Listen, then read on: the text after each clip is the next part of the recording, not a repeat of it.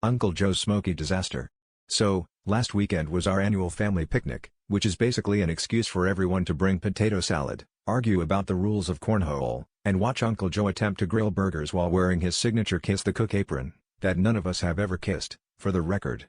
This year, he showed up with a brand new grill and an even newer theory: the secret to flavor is all in the smoke, he announced, while waving a bag of wood chips that smelled suspiciously like last year's Christmas tree. No one questioned it, mostly because questioning Uncle Joe leads to demonstrations, and demonstrations lead to injuries. About 30 minutes in, things started to get weird. The smoke from Uncle Joe's grill wasn't just wafting, it was billowing, forming a cloud so dense it looked like the opening act for a Pink Floyd tribute band. Aunt Marge coughed out the words, "Is it supposed to be that color?" Just as a couple of kids disappeared into the haze, emerging moments later smelling like brisket.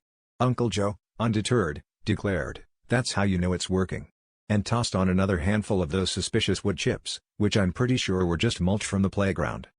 Suddenly, sirens blared in the distance, and a fire truck rolled up, not for us, but for a scheduled training exercise at the park next door. Except, seeing the cloud of smoke rising from our grill, the firefighters took one look and decided this was the real deal. They sprinted over, hoses in hand, shouting for everyone to stand back. Uncle Joe, ever the optimist, tried to hand them tongs and asked if they preferred their burgers medium or well done. The firefighters, slightly confused but also kind of hungry, ended up joining the picnic, after making sure the only thing on fire was Uncle Joe's secret sauce, which, by the way, had a suspiciously high alcohol content.